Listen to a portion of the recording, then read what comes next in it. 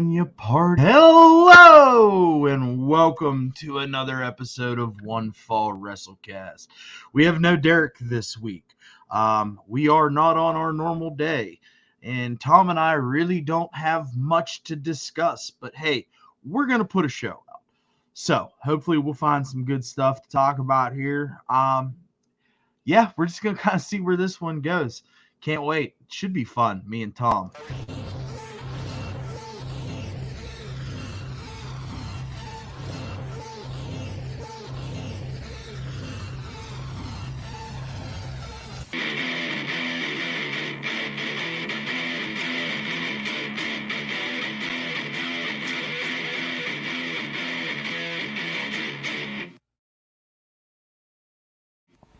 Welcome to the One Fall WrestleCast.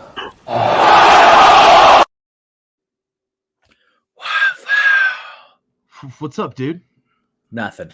Not a darn thing. What's up with you? Nothing, man. Worked on the Jeep all day. It was actually getting really awesome. I color matched my front bumper. Oh, there you go. I painted it white. It used Raptor liner. Turned out real nice. I'm real happy with it. Nice. Real happy with it. And, got to hang out with the boy and do that. So that was fun. That's cool. Yeah. This helps at all. Not really. Like trying to not be a ghost, but it's not. It doesn't work. It is what it is, bud. I mean, I've got mine perfect. What's this way? Just the perfect, you know what I mean? Yeah, it's just not. It just doesn't roll. It just doesn't work. I'm too bright of a screen. That's just all there is to it. Yeah, I mean, okay. I keep it dark and murky down here. So I got some Stone IPAs, right? So those are good. Yeah, they were good. I was working on a Jeep, and Lindsay, was out and about, and I said, "Hey," she's like, "You need anything before I come home?" I said, "You know what? I would love to have some beers. Like, if you could just get me an IPA, I don't care what it is. Like, just grab one, whatever piques your eye holes, and I'll see if it piques my interest in my mouth hole." There you go. The stone ones are pretty. Stone stuff's pretty good. Yeah. There's the Tangerine Express, I think, is what it's called. I like an awful lot. Nothing fruity. Nothing fruity for me. It's gotta be not so fruity. But so I'm under the Jeep and got my music playing on the Bluetooth speaker, and then I hear ba-ding, ba-ding, ba-ding, ba-ding. I'm like, what the hell? I better go check, right? So I shimmy out from underneath the Jeep, go in the garage, get my phone, it's on the charger, and I look and it says, "Hey, are these okay?" And it's 6 pictures of different IPAs. Nice. I said, "Lindsay, I just get whatever. I don't care." This was an exercise. Just grab something. It'd be all right.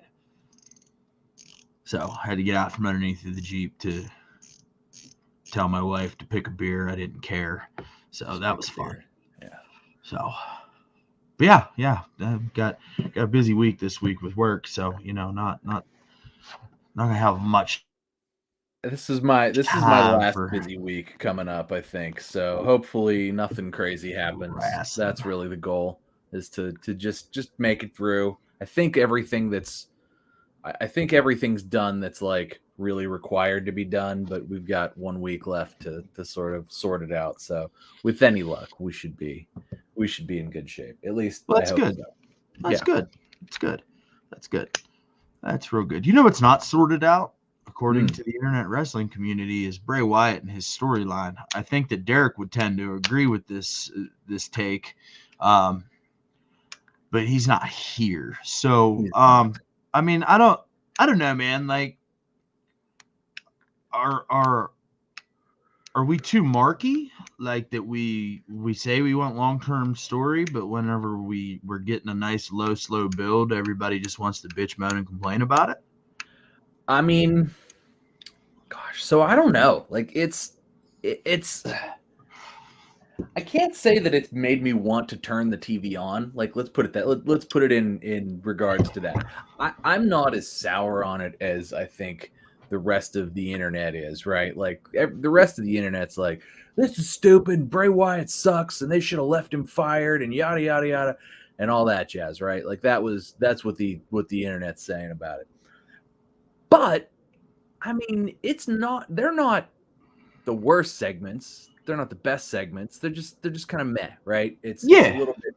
It's not like I think everybody thinks like when they think of Bray Wyatt, they think of all the high points of Bray Wyatt, and they think of like the high points of the Wyatt family and that stuff, and then they think of like all the high points that were the Fiend, at least initially, right? Yes. The initial month or whatever of the Fiend was, oh my god, I got to turn on for this stuff. And then by the end, it was like, oh my god, how did they screw this up so bad? And I think that this hasn't had the highs, but it also hasn't had the lows either. Like we haven't had a red cage match, comically large mallet moment. We haven't had a Bray Wyatt as Sister Abigail moment. We've not had a lot of that crap, like it's just been very like kind of weird and confusing. It hasn't been too goofy, which I think is a plus, but it hasn't been too like intriguing either. So I get it, but yeah, I think you're right. It's like, are we too marky that we don't want this long-term story, or do we don't want this or the other? I mean, if it goes somewhere and it's worthwhile, I think that'll be good. If it doesn't go anywhere ever, or if we have that goofy moment again, are we careening towards that, or is it just kind of boring now? I mean, I don't think it's bad. I just think it's kind of boring. And it's not something I'm going to turn the TV on like, oh, Bray Wyatt's going to be on tonight. I better tune in on time. So do you think that like this becoming such a piece of chatter has to do with the rumors that are floating around that Brock Lesnar turned down a match with Bray Wyatt because he said he felt like the supernatural stuff that Bray Wyatt does would hurt his stock as a character in Brock Lesnar? Well, I think that's always going to be something Brock Lesnar doesn't want to do anymore. Like he beat the Undertaker, right? Like that was his, and he beat him at WrestleMania, right? But like by that point, that's just Dead Man Undertaker. That's not like supernatural Undertaker, like Ministry of Darkness Undertaker. You know what I'm saying? Like that's just the fucking Undertaker, right? And I think that's as far as Brock wants to go. I don't think he wants to go any further than he did there. With facing something of a supernatural entity, and I think from his perspective, he's not the right person to face Bray Wyatt. You know what I mean? Like he's just not. And whether it's if he turned it down, I don't know that he turned it down because it was supernatural. I saw that rumor, and I think that's just a rumor. I think he would have turned it down just because he's not the right person to do that. It should be somebody else. It doesn't need to be him, and clearly it's going to be Bobby Lashley. And I don't think that's bad. I think Bobby Lashley's been in worse situations, and truthfully, I think Bobby Lashley and Bray Wyatt are probably a bit they're more relevant superstars. I think maybe relevant's the wrong word, but Brock is like. There's also another rumor that Brock's like kind of saying his goodbyes to everybody. Yeah, on his way out. I saw that too. I was going to bring that up, but we'll just get into that. I mean, I think that if we're at the point where Brock is finishing up, as we've seen, right? I don't necessarily know that Bray Wyatt's the guy for that. No, and I don't either. And that's that I think is why apparently he said okay to that Omos match. I'm still hoping rumor has it that's a Vince McMahon thing. Right, but Brock okayed it. Like Brock doesn't have a problem saying no to Vince McMahon. Clearly. So, I think that I hope there's a swerve in that somewhere, because I don't think there's going to be. I think the swerve is going to be Omos beating Brock Lesnar at WrestleMania. I mean, That's maybe what Brock's I think going the out on his swerve's going back to be. for whatever reason. Maybe Brock's just going to go out on his back. I don't know. Because, I mean, here's the thing. That does everything for fucking Omos, and it really Mhm. does nothing to hurt Brock Lesnar. No, not at all. Especially if MVP is there, which he's going to be, clearly. And yeah. So I think that, I mean, that'd be the match I'm least excited to see for WrestleMania. That's for sure. And fucking Brock Lesnar's in that match. You know what I'm saying? Like, Yeah. generally, as you approach WrestleMania season and you hear Brock Lesnar's name, like, it's something that you're tuning in to watch because it is usually the main event. You know what I'm saying? So, like, the fact that he's come down into the mid card and agreed to have a match with Omos, and like, I don't know what the end game is here, right? And I think that that's like snarky smart shit, right? Like that I'm considering the end game. But I mean, a lot of like wrestling personalities, wrestling media personalities seem to think that this is a very intriguing matchup. And I just don't see the appeal. I mean, and maybe I think I said this to you. So, WrestleMania is for the marks, and at least we get SummerSlam. Yeah. So I think that this might be something where, just having the Brock Lesnar name in the marquee, and then it being, versus the Nigerian giant, because Omos is a huge dude. Oh, like, no doubt about it. I mean, he's 7'4", like 300 pounds. Like we saw him stand toe to toe with Bobby Lashley. Yeah. And it was like, I can't believe anybody could be that much taller than Bobby, like could stand next to Bobby Lashley and make Bobby Lashley look not that big, because Bobby Lashley is one of the top 1% biggest motherfuckers in the world, right? Like Bobby Lashley is huge. The man is a wall of man. And he stood next to Omos, and it was like dwarfed. And it was like, still to this day, like one of the most shocking things. Had I not seen it, in a live arena with my own eyes, I don't know that I could have understood the magnitude of how actually big Omos is. So that being said, I think that in and of itself is a spectacle. And I think if Omos goes out there and Omos and Brock have a match that's, I mean, it won't be long. It'll be 5. It won't be more than 10 minutes. I think the whole thing together with entrances and anything else that goes on, any other shenanigans, won't last 15 minutes. I mean, you've got to hope, right? Like, but I mean, it'll be a spectacle. You know what I mean? Like, it'll be it'll be seeing a guy that big against a guy like Brock Lesnar is, it'll be a spectacle. Is it going to be a spectacle that we're going to like as wrestling fans? No, but that's going to be a thing that but like, what if like Omos has like been off television for like 3 months and he's just learning how to work? You know what I'm saying? And he comes out, he just puts on a work rate match with Brock Lesnar at fucking WrestleMania, and we're all just like, that would be the best swerve. Let's do that. I mean, it's not gonna happen, but like, no, but that'll be the swerve. Yeah. How great would that be, though? It would be great. Yeah, we haven't seen Omos in 6 weeks, but yeah, maybe. No, I mean, have we seen? I know we've seen MVP. Have we seen Omos? Yeah, I mean, we've seen him. He just hadn't done shit. I'm trying to think about it. I'm trying to think if he was actually standing there. Just comes lumbering in. You know what? I bet it becomes the swerve what if it's the swerve that gets the Hurt Business back together? I mean, it's got to be a vehicle for something. I mean, either Brock's leaving and this is the dude he wants to put over on his way out, or like, this is going to drive us to the Hurt Business destination. Like, it's got to take us somewhere, right? Like, yeah. I mean, if it doesn't take us somewhere and it's just a shitty match in the middle of a card, like, that's going to be that they're essentially billing as the attraction match. Yeah, because it's Brock Lesnar and this giant human of a man, but like it's gonna be fucking terrible.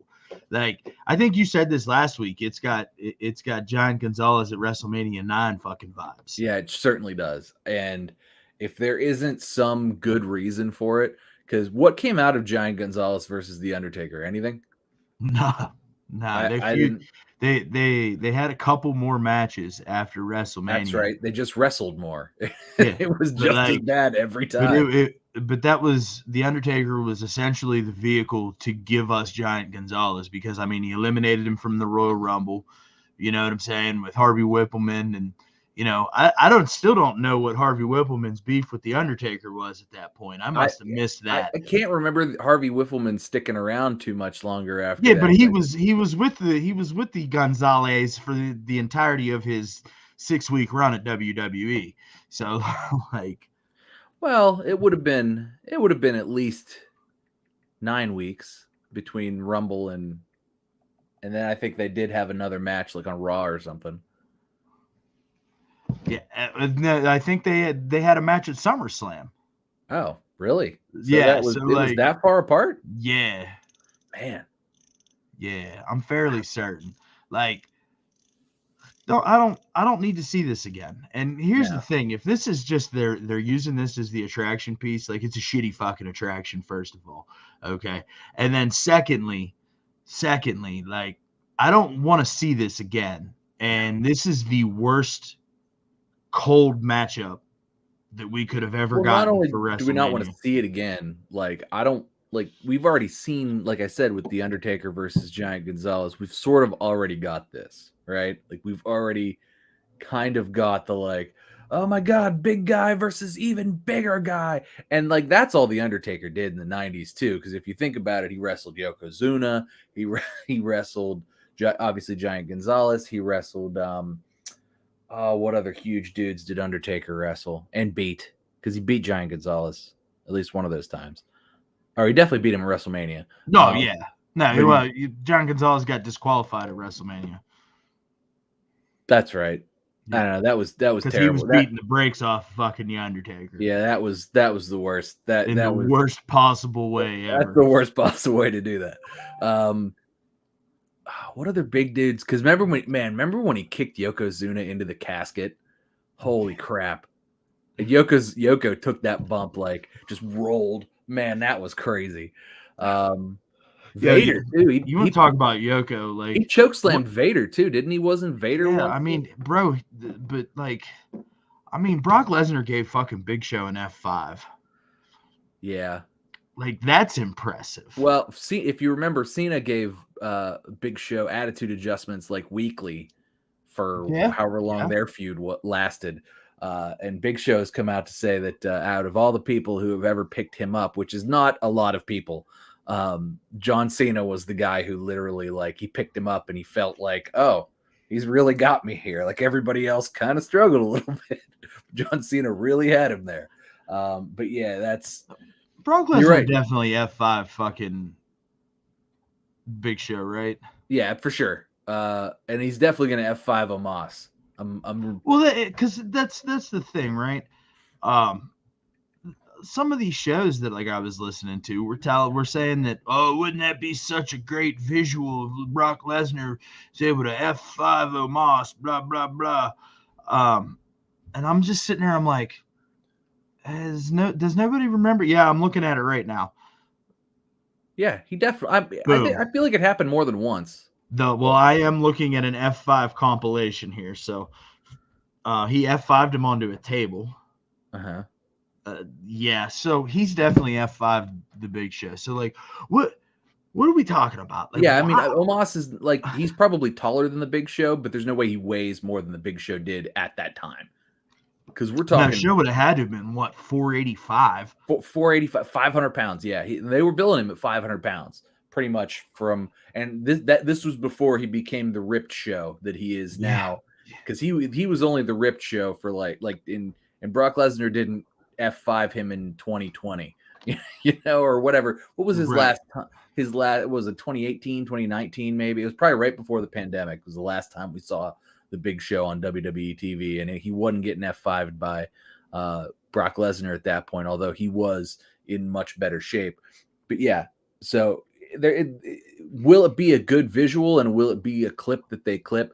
As long as, well, I mean, Omos is going to take it whether he likes it or whether he wants to or not. That's not. I mean, I've got to feel like he's definitely going to fucking Suplex City, right? Like he's gotta. I mean, how could you not, like, at this point, how do you not let Brock Lesnar play the hits? Listen to us two little fucking smart marks over here. Right. Like, we're bitching about this, but we're sitting here fanboying over possibilities of things that are going to happen in this match. Well, I mean, I want to see. I don't not want to see Omos get F5'd, right? Like, I don't not want to see that. I don't not want to see Omos go to Suplex City. But, does it have to be on WrestleMania? Like, I could see that on, I mean, of course it has to be on WrestleMania. Yeah. Brock doesn't work otherwise. But Jesus. Typically, I would say this would be a great thing. Like, this would be, if this was like the main event of a SmackDown or a Raw or something, or like an important one, it'd be something different. But this is freaking WrestleMania. Fickle. Fickle. Exactly.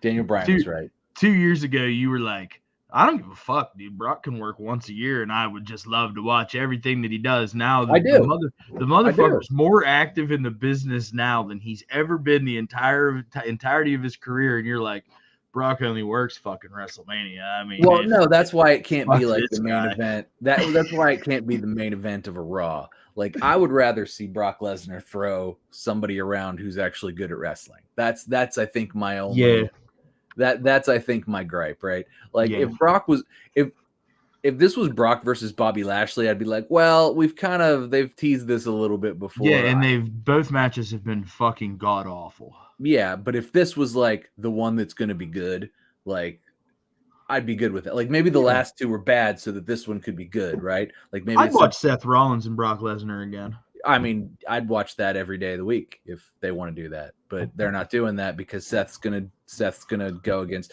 I think the real main attraction match is really Seth Rollins versus Logan Paul. They're doing a good job building that outside of traditional venues too, right? So, like, I guess that just kind of goes. Seth is doing a ton of media, like more media than I've ever seen Seth do, and like, but Logan Paul's out there doing his thing, talking his noise, and man, they're doing a great job in non-traditional wrestling outlets promoting that match. And I mean, honestly, we know what Rollins does. Do you know what I'm saying? Like, we are both Seth Rollins fucking guys. Yeah, you know what I'm saying? But like, Logan Paul's had 4 matches in WWE, and they've all been good. And a Rumble, and they've all been good. Like, he put on a banger with fucking Roman. He sure did. And so that's the kind of that's the kind of match. Like, notice nobody's complaining about Seth versus Logan Paul. No. Because everybody knows, that's actually going to be good. Like, Vince Russo hasn't even fucking bitched about it yet. Yeah, and he's the stupidest human on earth. So, but I think that it's really going to go. That's really going to go well, and I think they're thinking this Omos versus Brock Lesnar is going to be another sort of that outsider attraction thing, because people know who Brock Lesnar is. Obviously, he's an attraction in and of himself. And then when they see this huge guy walk out, this guy that's bigger than any human they've ever seen in their lives, that's just going to be, for the people who don't watch Raw every week but tune into WrestleMania once a year. That's going to be for them like, holy crap. Like, that's going to be that's the reaction I think they're looking for.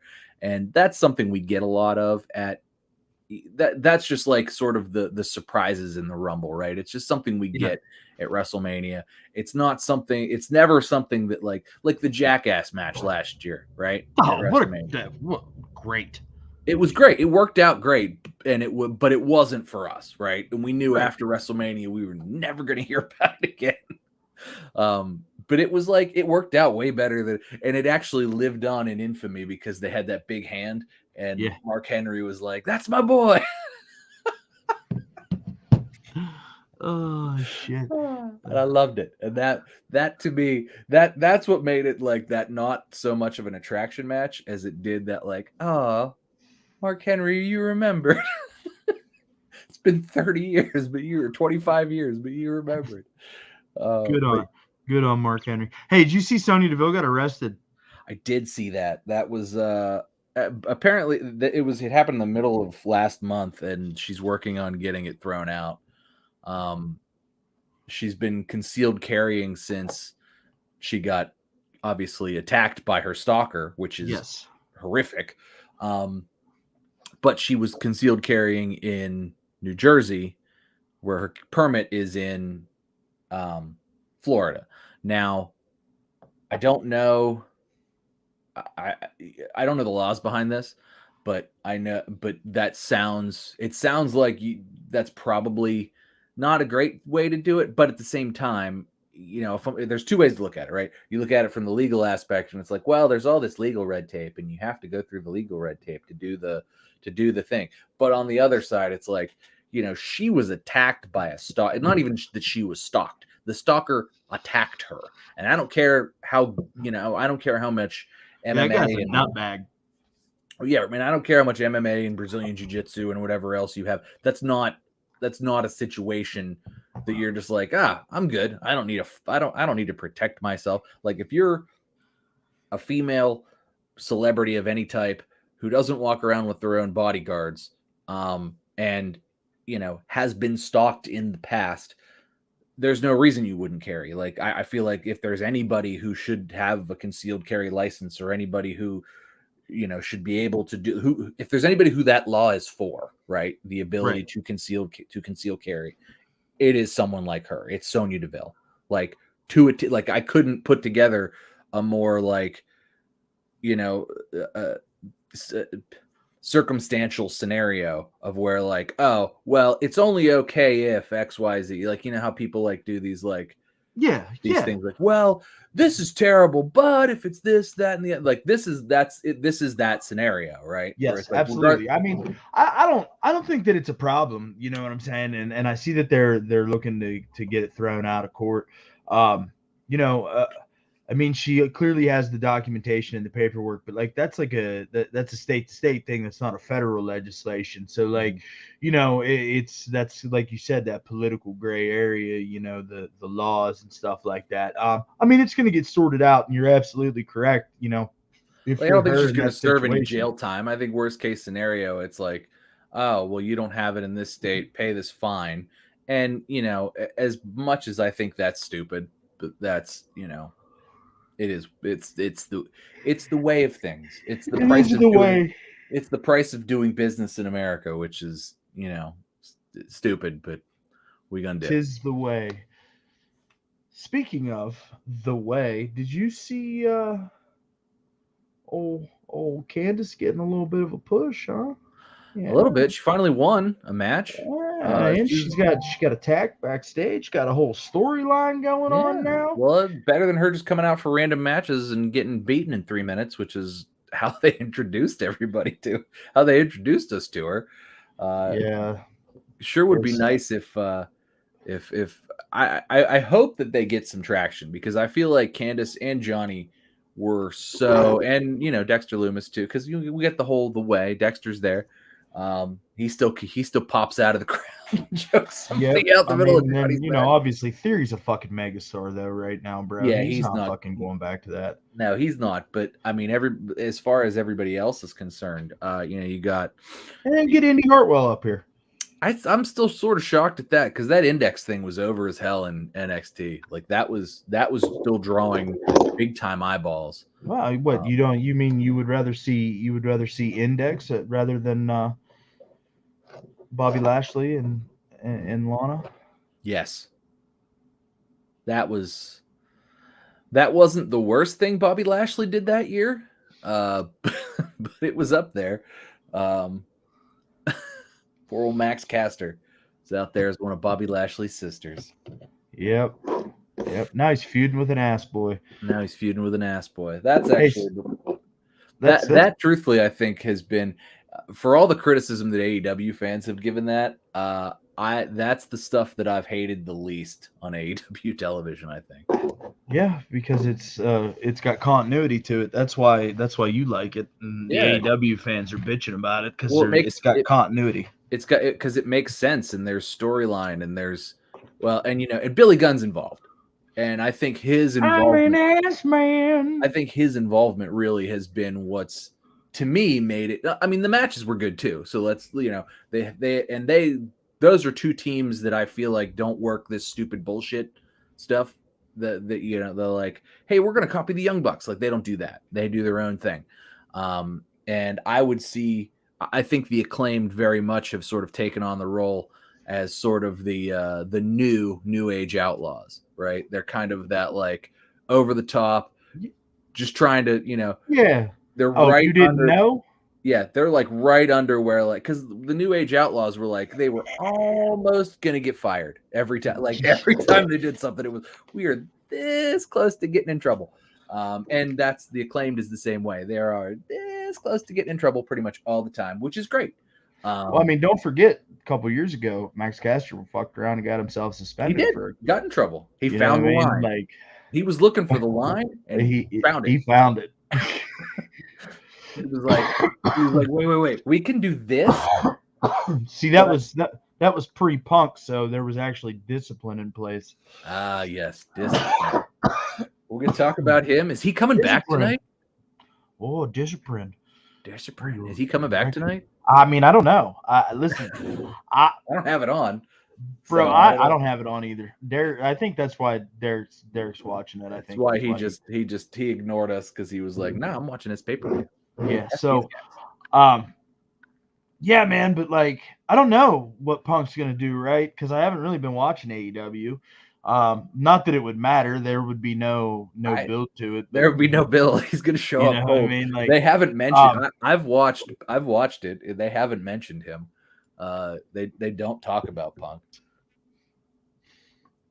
So I mean, I don't know. I think that all signs at this point are pointing towards a CM Punk return. So I mean, it would be logical at a pay-per-view, have the opportunity to win back the belt that he never lost and close out his feud with MJF. I mean, all of that would make sense. They're not going to do it though. I just don't know. I mean, and speaking of MJF, bro, like there's a lot of outside speculation about this whole WWE thing that's getting ready to come up here next year. Like that's really starting to ramp up on the backside of things. It's not just him using it in storyline. The bidding war of 2024. Because WWE has said they are interested. I mean, rightfully so. Especially so I think he serves WWE two ways. One, he takes away one guy that they have. They already took Cody, and that dropped him 300,000 views every week. Right? I mean, and MJF and Cody are boys. They are. Well, so they took Cody, and Dynamite went from getting 1.1, 1.2 million views every week down to about 850K. Which is mind-blowing to me because the AEW audience hated Cody at this point. Well, apparently there was that segment of them, whatever percentage that is, and I'm not doing math right now. That's 20, 25% or so? Sure. We'll go with that. Of the population was tuning in to watch Cody. As much as the other 75% still tuned in, but complained about him. And, rightfully so. What he was doing was trash. And he knew it too, bro. Well, he knew it too, obviously. I mean, now that we know, he knew it was trash too. So at that point, they lost 25% of their viewership. So without Cody, then they had to suspend Punk, which also hurt their viewership. So the only guy that they've been able to consistently, if they plug him, get more eyeballs is MJF. So, once WWE takes away MJF, there's reason one. Reason number two is because MJF would be he'd be watered down a little bit, but he would be a breath of fresh air so I'm glad that you went this way, right? And my question for you is probably going to be in line with the road that you were going to take, but I wanna move the goalpost a little bit here. Do you think that WWE executives are ready to bring back that level of heat that he receives as a heel? Is the business piece of WWE ready for a heater heel? So let me put this into a perspective because I don't know. But I think there's a couple ways it could go. One, they could be eyeing him up to have him sort of lead NXT, right? So let's say he puts NXT back over 1 million views, something like that, because somebody like him is really going to be very valuable to NXT. However, he probably costs too much to go to NXT, right? He probably costs way too much money for that. So they likely will put him on Raw. I would say Raw. He'll. I mean, because let's hit the timeout. Here's my reasoning to that, right? So we know for the better part of 2 years, USA Network has been asking for an edgier, an edgier product on their network, especially an edgier third hour. That's what they're looking for. So, could MJF fill that spot? Yeah, and I think actually, if we're talking about somebody to getting like nuclear heat,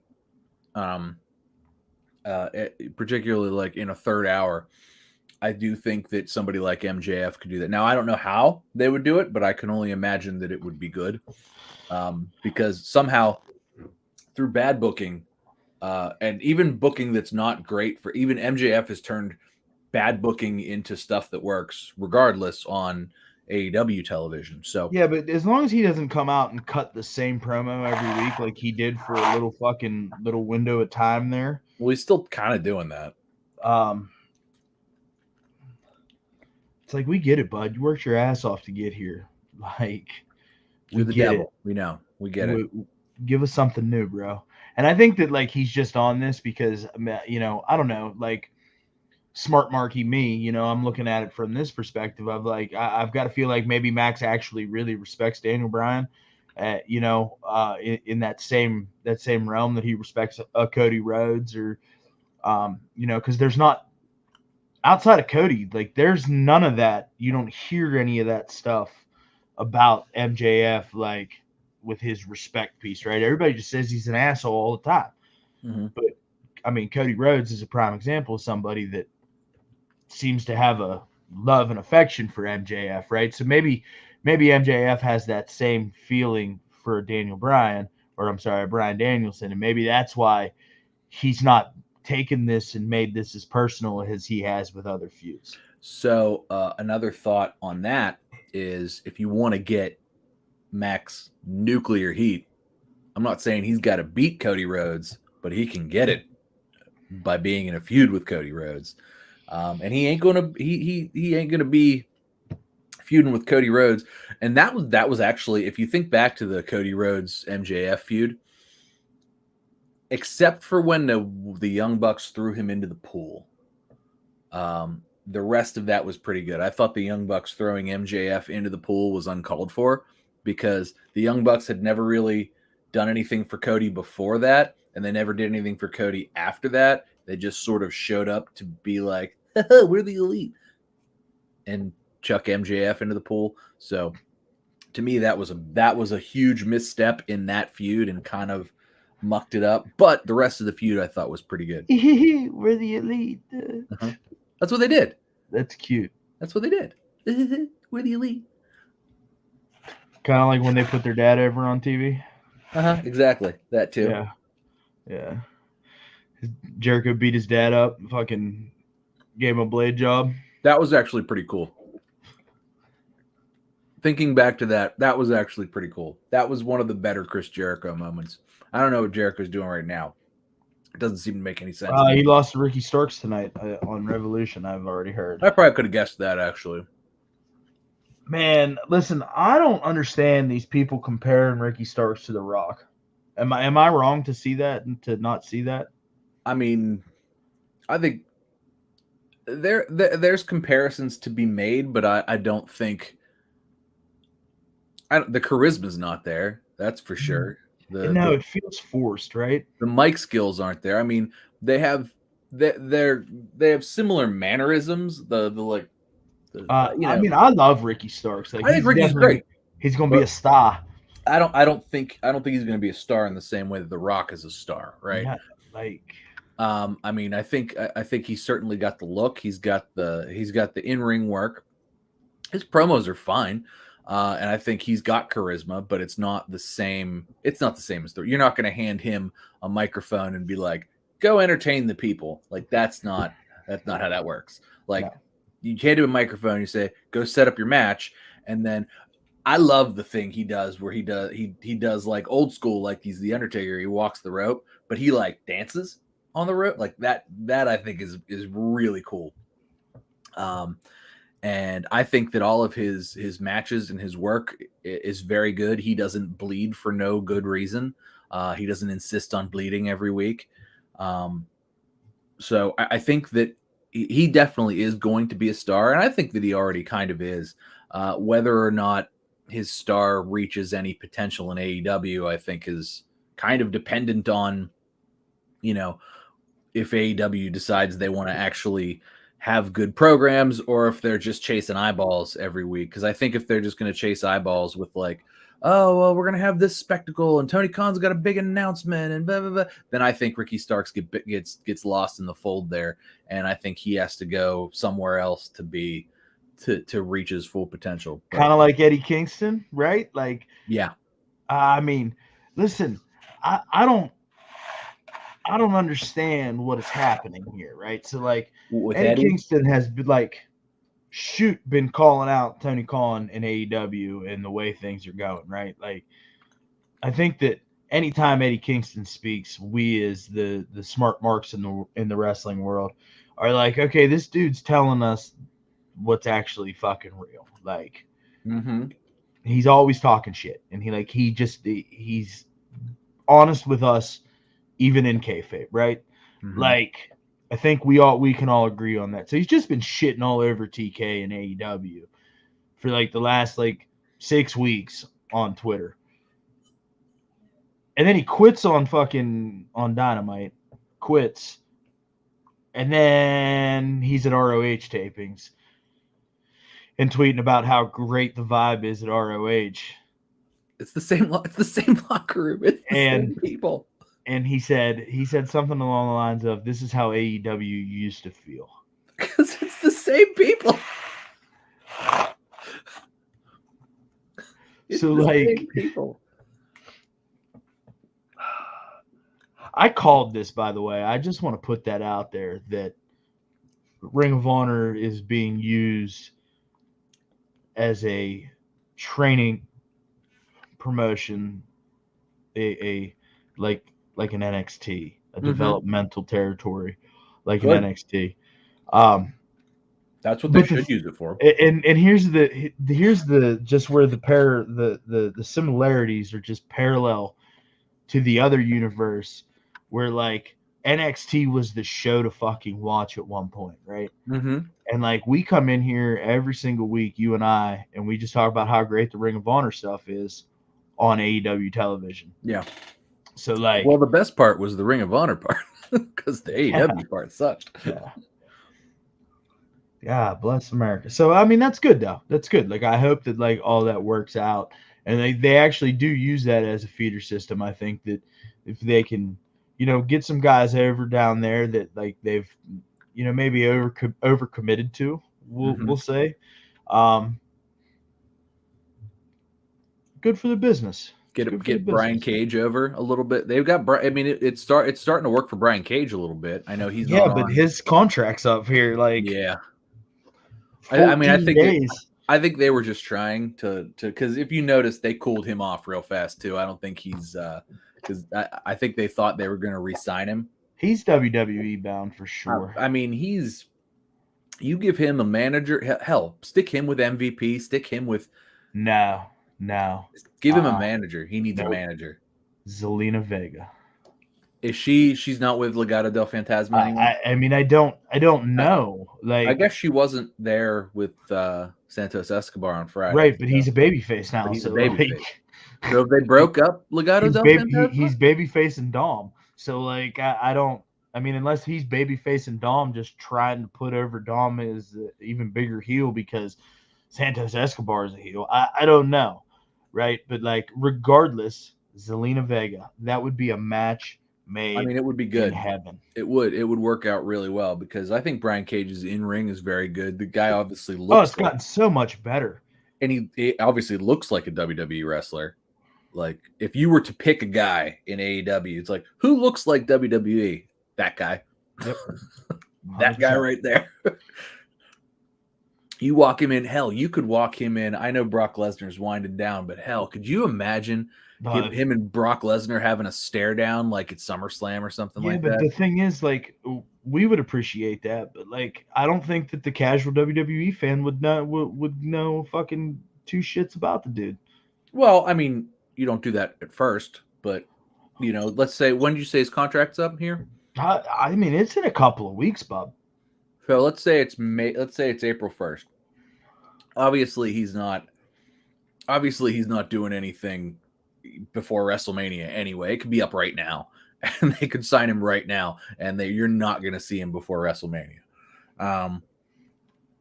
But you know, I think that's potentially 3 free agents that we both agree that WWE needs to fucking gobble up: Nick Aldis, Jay White, and Brian Cage. And you know, and MJF next year maybe.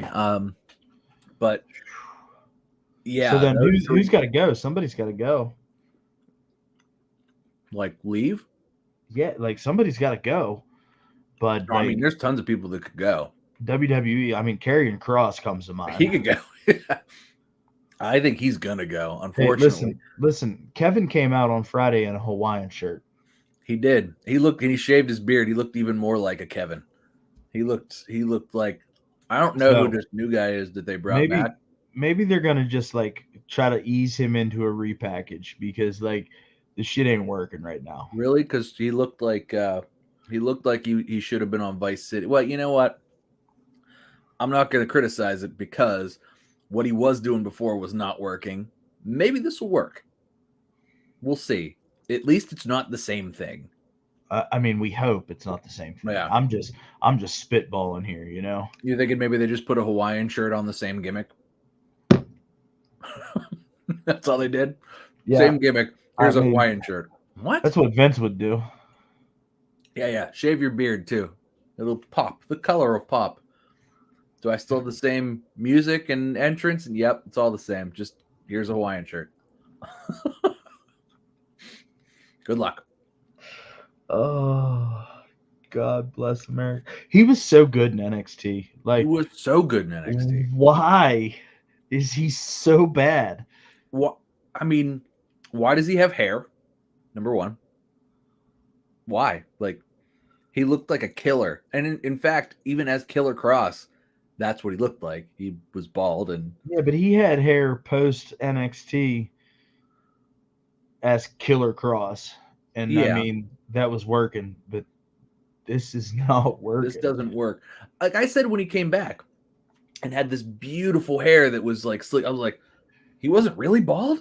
And like, I had seen him obviously, but like with the hair, he just looked like Kevin, right? He looks like, he looks like $1 million. Like, let's he does. No, I'm not saying he's in bad shape or anything. I'm just saying that, like, but like, why don't you let a little bit of his personality come out instead of fucking trying to make him fucking what he was in NXT? Like, I think that's where. And that's the thing is they're like trying to make him what he was in NXT without like letting him be what he was in NXT. You know what I mean? Yeah, but you know what they need to do with that? And like, just hear me out.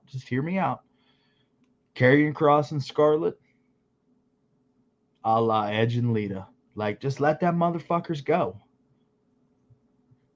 Maybe. I mean, and then just like the Like the live sex celebration, No, or the well, let's not get about. No, I mean just like that mindset, that character set, right? Like, and just let Karrion Kross beat the fuck out of dudes. it should have.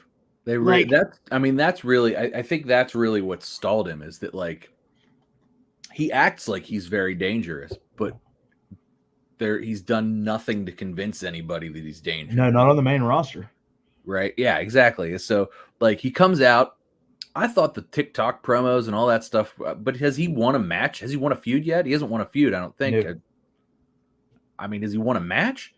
Yeah, he beat Ray a couple weeks ago. That's right. He beat Ray, and he beat he beat Santos Escobar too. Yeah. So because they met up, and he was like, "I'm Lucha too," and it was a funny exchange. I thought it was funny. I thought it was good. But yeah, he beat Santos Escobar up too. Fuck, dude, that was like 4 weeks ago. Santos Escobar's been doing this shit like without fucking Legato. Yeah. What's going on? I don't know. Is somebody hurt? Or one of those guys hurt? Or are those guys hurt? I mean, don't. Or did they get stuck in Mexico with a passport issue? Mexico. There's been a lot of that. Let me go back to Mexico. There's been a lot of people having green card passport issues.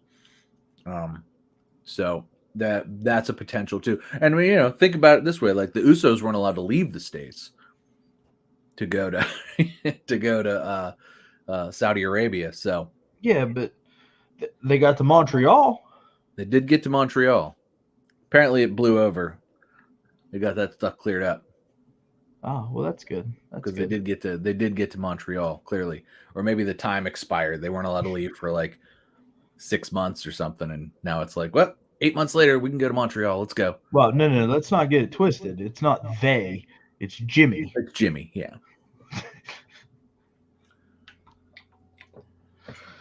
Just Jimmy. That's been fun, though. Their storyline's been kind of fun. Hey, did you see the shit that happened on Monday?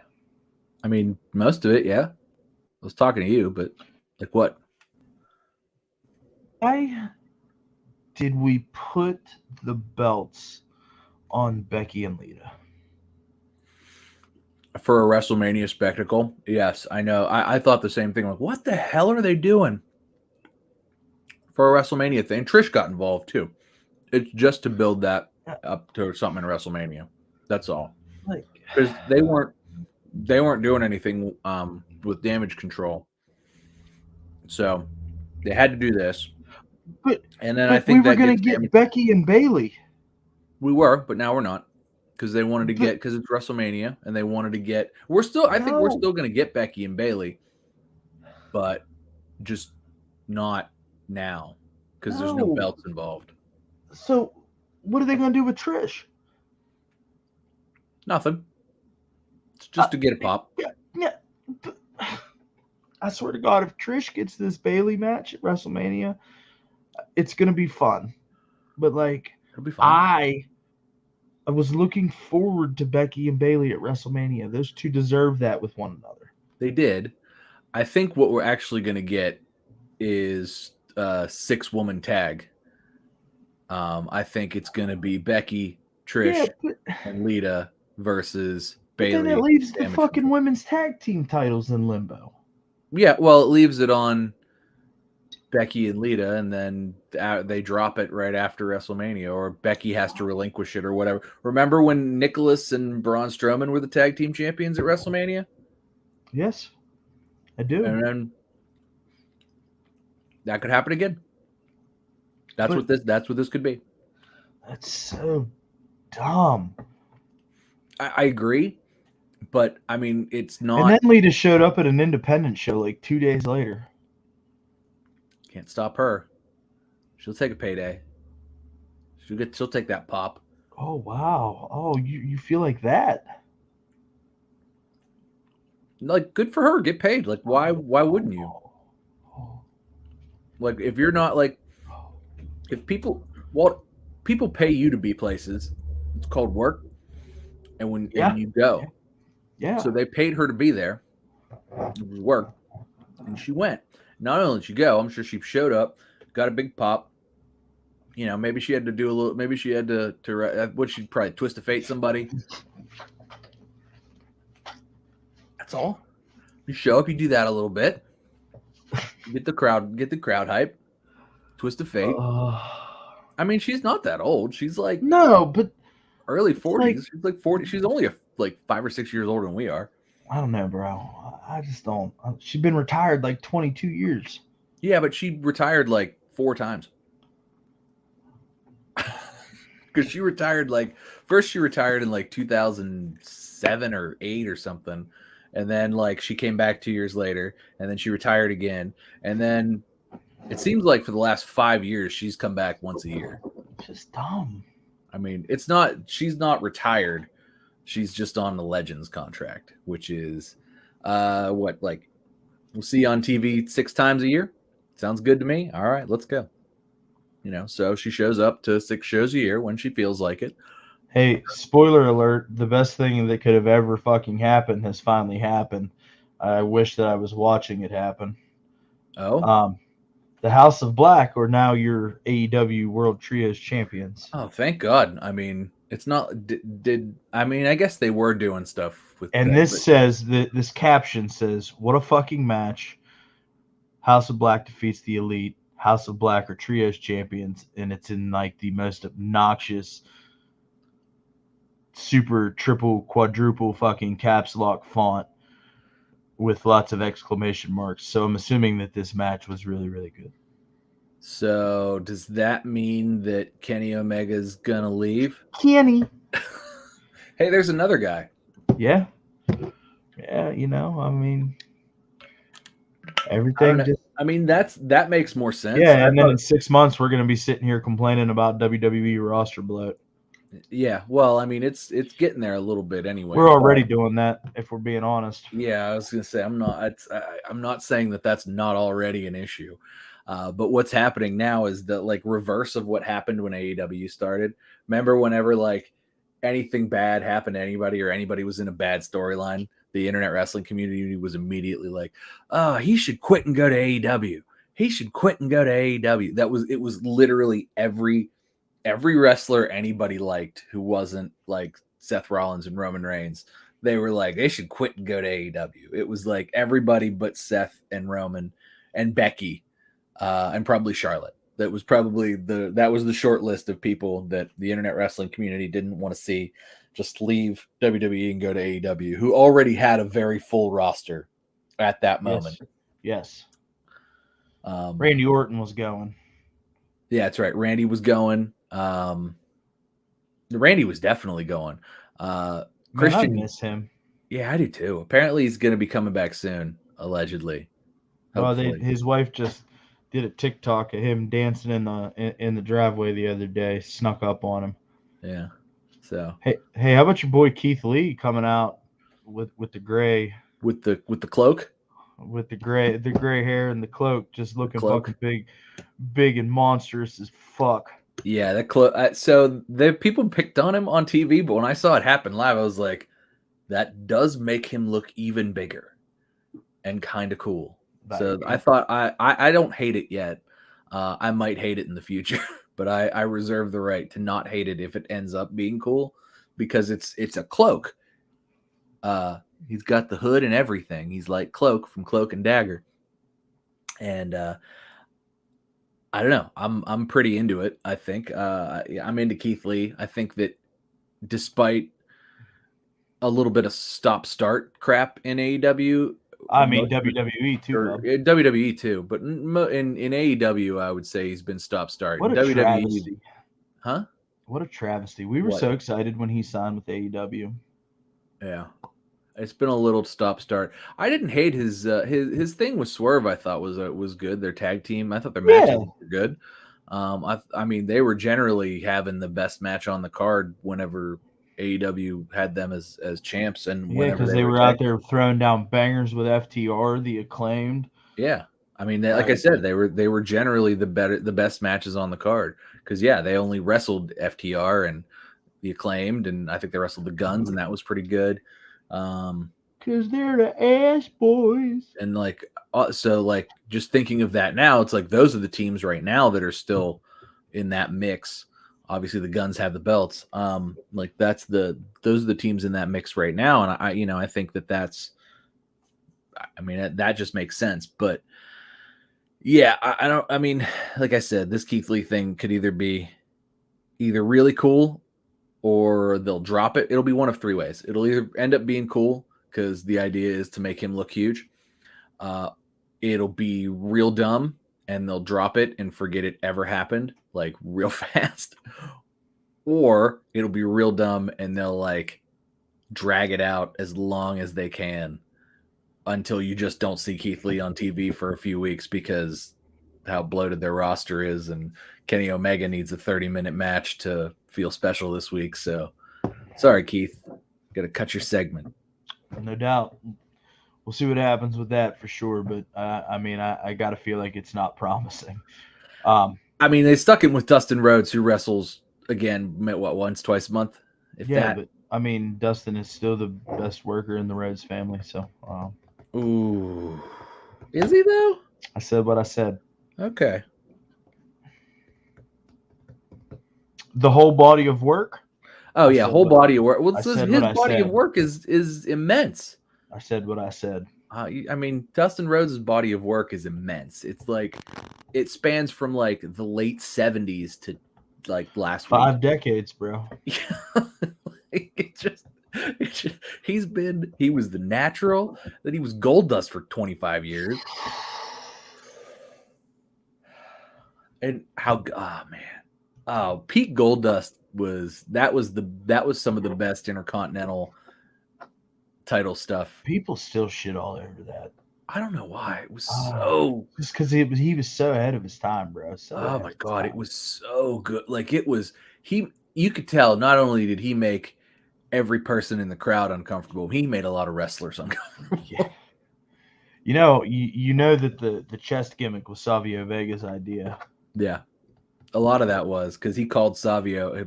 He tells the story. He called Savio after Vince gave him the thing because he didn't know what androgynous meant. Yeah, they were in the fucking ring and they were getting ready for a match and he's like, and then just rub your hands up my chest, and Dustin was like, I'm not gonna fucking do that, but he's like, no, fucking just don't just do it. I'm not gonna fucking do that, bud.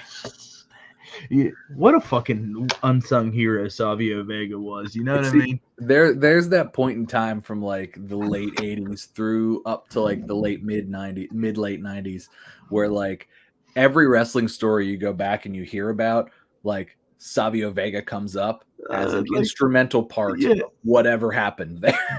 because somebody always like fell out and he's just like Savio Vega, right? Like somebody got fucking hurt in the Nation of Domination. Next week, Savio Vega's just standing back there. And then he was gone. Then he wasn't he in like DOA for a fucking hot minute? And like yeah, he came out with him and like my goodness. That was the thing about Savio Vega is like he would show up and the announcers would act like you just saw him last week. You're going to see him next week. But like you saw him like 6 months ago and then you have not seen him in 6 months and you're going to see him this week. You're not going to see him for 2 weeks and then you're going to see him another week and then you're not going to see him again for 6 months. But for whatever reason, there's a billion stories because even this Goldust thing, like he was only there that month. There's no other Goldust Savio Vega stories. It's just that one. Because Savio Vega wasn't there after that until he showed up a few years later and was just randomly in the Nation of Dot. They gave him a hat. Like Mark Henry got hurt or something, and they were like, here, wear this hat. Go. Like, I don't know if he was a producer at the time, so he was only on TV like when somebody needed him. I don't know, bro, but you think about how many big storylines that man filled and how many fucking holes he poked in, and you were just like, oh, that makes sense. That's fine. Yeah, I'm fine with Savio Vega in there. And you know what? None of it was bad enough for anybody to ever think and talk about, or he didn't botch things. Everything worked. Yeah, it was good. It was good. Hey, so I got one more thing I want to go back and forth on a little bit here, and then we'll get into match week. Get the fuck out of here. I'm really interested, and I watched SmackDown last night. I've not had much time to watch much of anything the past 2 weeks, 3 weeks really. But I watched SmackDown last night, And the promo between Roman Reigns and Cody Rhodes, first time face to face, it's a big time moment. That's like your fucking marquee matchup for the biggest show of the year, and it's the first time that they're in the same ring together. How do you think the segment went? How do I think the segment went? See, I watched it twice too. How do I think it went? The crowd reacted to Cody better than I thought they were going to. I'll agree with that. Like when his wrestling has more than one royal family. Like the crowd popped hard, right? Yeah. And they did the whoa. Yeah. Both times. So like they're in it, right? Yeah. They're in it for fucking Cody Rhodes. I just don't understand all this hoo-ha. I mean, I guess Meltzer's the one that reported it about the whole fucking being concerned about Sami Zayn thing. But I don't know. Like, what you think about the segment? Yeah, so you're gonna put me back on the segment. So I think the promo was pretty good. I liked the way Roman laid the belts down beforehand. He was like, "You're not gonna like this." Roman I didn't mind that. Roman doing Dusty Rhodes, and then Cody's reaction after that. I thought it sort of started to slide at that point. Like Cody got like real animated, and I was like, "This sounds rehearsed." And then Roman told him it sounded rehearsed. So I mean, maybe it was, and maybe that was the gimmick. How do I think it went? I thought it was cool. I don't know that it's a WrestleMania. It was more of a marquee kind of promo, right? Because like Roman laid down the belts. He said, "You're not going to like this," and he threw the belts on the ground, and that's what he thought. You know, that's obviously what he wasn't going to like. Roman then did Dusty, which I don't. When people Everybody do Dusty does Rhodes, Dusty, baby, you should only really do Dusty Rhodes if you're on a podcast, baby, not standing in the middle of the ring. Everybody's got a Dusty Rhodes, baby. Everybody can do it. It's pretty good. So I don't know that he should that is his WrestleMania as like that's more for us than it is for WrestleMania. Could you imagine if Cocaine Tony had a fucking Dusty Rhodes? We haven't seen it yet, but I don't know that now that you've spoken it into existence. I'm just saying, bud. Fucking all just like I'm sorry, the random thoughts. Yes, now that you've spoken it into existence, I think we're screwed. But now, so I thought Cody's piece seemed a little, rehearsed, and I thought Roman calling him on it kind of worked into his shoot a little bit. Maybe Roman's just that good. I didn't think it was bad. It just didn't feel very WrestleMania. I thought it was actually pretty good and pretty cerebral. It just didn't feel very WrestleMania. No, it didn't feel WrestleMania at all. Like it was like No Way Out. Yeah. Great Balls of Fire. Oh, it wasn't Great Balls of Fire. It was at least over the edge. Unforgiven. I like those. Those were good pay-per-views. They were good pay-per-views. Those were good. I don't know. Used to be in your house. It was like $12 for an hour and a half show, pay-per-view show, and you're just like, well, Mom, I gotta watch it. Like, $12. It's $12, Mom. Like, gosh. The Macho Man's gonna be on the show. Mom, I'll pay you back.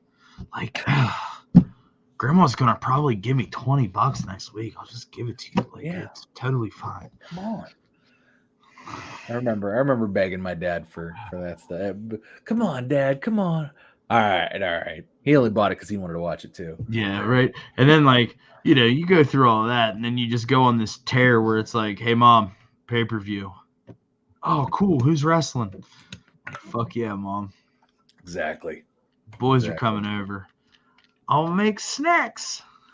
Fuck that yeah, was Mom. Best. Snacks. WrestleMania snacks. We had to get them WrestleMania snacks. Hey, speaking of WrestleMania snacks, we're 4 weeks out. I think maybe 5.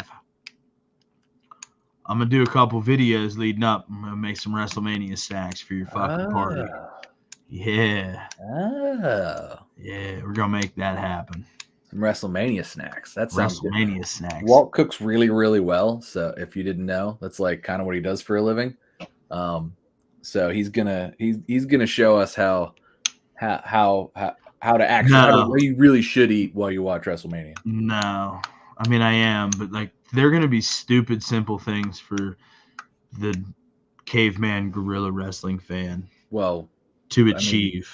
I mean, you need to make them achievable. We're gonna have some fun with it. Yeah, so you have to make it achievable. But anyways, man, like I don't know, bro. Like the segment to me was just it felt really disconnected. Like, what story were we trying to tell here? Were we trying to tell the Jimmy and Jay story? Were we trying to tell the Cody Rhodes story? Like the segment as a whole, right? Like, I mean, I think we tried to tell the. See that this is the part. That's the part I didn't like. Was the, you're telling me I don't exist and I have to exist, and to exist I have to beat you, and it's like that. None of that makes sense. Why? That's not what he said. That didn't make any sense. That's exactly what he said, baby. And it is exactly what he said, but at the same time, it's like, so Cody has to beat Roman to exist, and Roman just thinks Cody's just somebody else, but he has too much respect. But Roman also has a lot of respect for Dusty based on their relationship. Way back in the early days of NXT and FCW. Bro, but when he did say, when he was like, yeah, man, we used to talk about everything. But you know what we never talked about? You. Just like, ooh. Yeah, I thought, right, like you said, it was disconnected. Roman's half of the promo it wasn't very WrestleMania. It was a little shooty, but it was great. I thought a lot of Cody's responses didn't really make sense based on what Roman just said. Yeah, like I mean, I wasn't really sure what we were gonna get to see.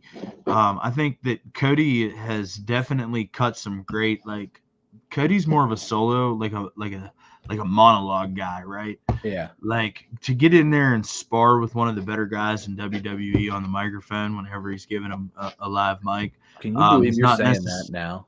It's not necessarily Cody's fucking strong suit. No, it's not. You know, so like, and Roman's not a guy that's going to lead you either. I think that no, he'll lead you. He'll lead you right to the fucking slaughterhouse. Yeah, because he's going to give you just enough rope to hang yourself when you don't know what the fuck you're talking about. That's because John Cena did it to him like a few years ago. Roman's never forgot that. No, I saw that a couple of days ago as a TikTok. That whole promo thing, was pretty cool. Yeah, Cena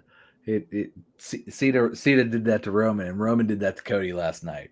So, even I guess as we're talking about it, I'm kind of convincing myself now more that I liked it better than I actually did when I was watching it. It wasn't there, bud. I mean, it wasn't there. I'll be interested to see what their next in-ring meeting is, right? Because I'm sure come Monday, tomorrow, Cody's going to cut a powerful promo about their interaction, right? Going to be monologue-y, and it's going to be fucking powerful, and we're going to be like, that's right, Cody Rhodes, we believe in you. You have to exist. And then Friday, Roman's probably going to come out and be like, you whine too much. Like, nobody cares. And Roman's going to be very Roman, and I don't know if that's going to build this right. I mean, can you really? I think you just have to let it go this way anyway, because like you have to let the Roman Reigns character exist the way that it does. Okay, hot take. If I let the Roman Reigns character as it exists, I think that overshadows the Cody Rhodes character as it is. And for me, it's hard for me to buy that guy beating that guy. Let's see how you feel in a few weeks. I mean, I just don't know how it's going to play out. You know what I'm saying? Like, I think Cody's got to be the guy, but at the same point in time, what does that do for Roman? Nothing. Doesn't put him anywhere, especially if he out talks Cody as the Roman Reigns that we know and exist that we know and love and exists in our world now.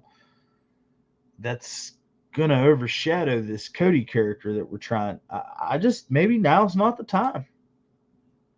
Maybe Roman will beat him at WrestleMania. Maybe now's not the time. Well, I mean, look, I am.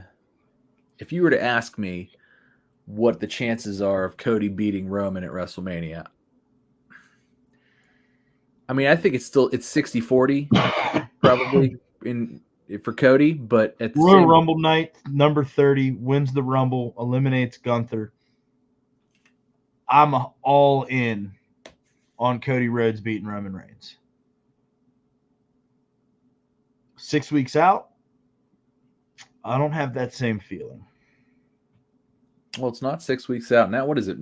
April 1st is so we're what? We're three and a half weeks out. 3 weeks out. Yeah, like 4 weeks out, whatever it is. 4 weeks out. I just don't feel the same way. I mean, that's fine. I don't.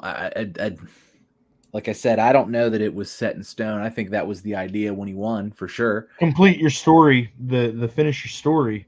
Oh yeah. Line didn't do him any favors here, as far as like I can see. No, because there's unfinished business in that bloodline story.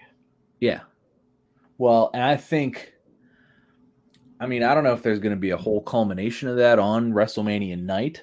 I think maybe it'll take up a few segments, maybe, or WrestleMania weekend, what we should say, because it's 2 days.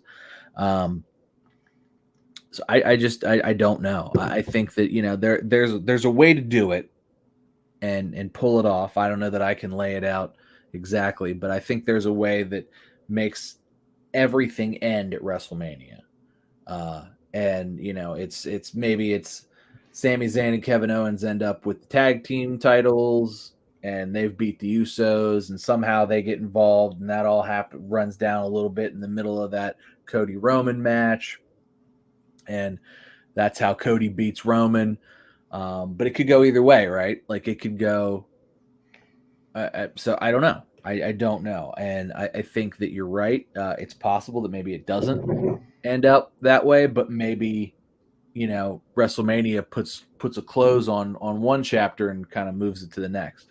I mean, it could definitely do that, and I'm gonna put a bow on this, and we're gonna hit match of the week. But like, I think that the only way that you can realistically have Cody go over at WrestleMania is with a screwed finish. And I mean, if we're being honest, does that pay homage to what Roman Reigns has accomplished on this title run?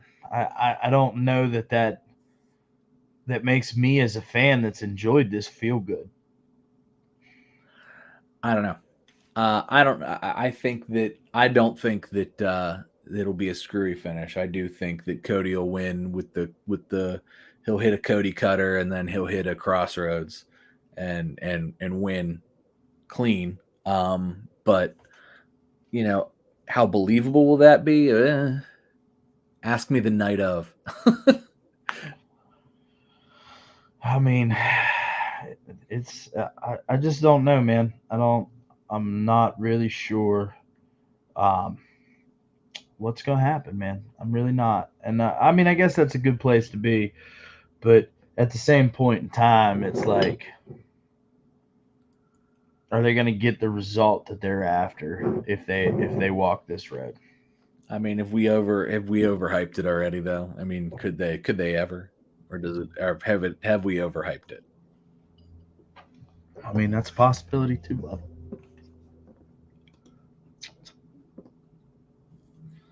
So, but I don't know.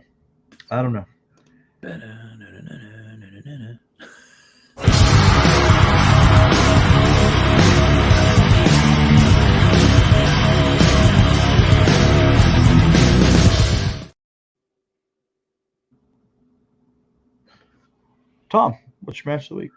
So I'm going to go out and say this is from SmackDown. I think that it was Liv Morgan and Rhea Ripley was the match of the week. And here's why. When Rhea beat Liv, she made a little girl cry. And then that little girl got to go backstage and hug Liv, which was cool. But also, I thought it was a good match, and I thought Rhea going over strong really, really did something. Obviously, going into WrestleMania and Rhea having her match with Charlotte, but remember Rhea and Liv were a tag team, and they had this whole feud and stuff earlier this year, or earlier last year, I guess. And, Liv came out on top of that and then had a women's title reign. As lackluster as that was sort of like Rhea broke that up, and then Liv went on to be the champ, and Rhea did not, although what Rhea was doing is arguably more important to storyline-wise than Liv's title reign did. But now, like, to have this match now to sort of circle back and have that long-term storytelling and then have it be a good match on top of that, I thought was really good. So that's my match of the week. Awesome. I thought that was a pretty good match too. So full disclosure, I don't really have a match of the week. I just don't. But Sammy versus Solo was good. It was decent. I mean, I only watched SmackDown, so like, I just based off of that, like, I don't know, I wasn't blown away by anything. But if I'm going to sit here and I'm going to put a match over, we're going to talk about WrestleMania 10, Owen Hart versus Bret Hart. If you've never seen it, you're doing yourself an injustice. Take the time, hop onto the Peacock, load up WrestleMania 10. It's literally the first match. Don't even have to find it. Go enjoy it. It's fucking like 37 stars in the Thunderdome. So, all right, y'all. Tom and I are going to go ahead and get up on out of here. We appreciate you hanging out. If you're still here, hit the like button. We would really, really appreciate it. And consider subscribing. That would be swell, too. Be great. Hey, listen, we see the uptick, and we appreciate it. Keep coming out. Comment. Ask us questions. We'll talk about stuff for sure, promise. Yeah, man, check us out over on Twitter and Instagram at @1_FallWC. That's ONE. And if you're enjoying us right now, wherever you are, anywhere you are, we appreciate you. So with all that being said, thanks for hanging out. It's all love. We'll catch you next week. One Fall WrestleCast. Hey, man.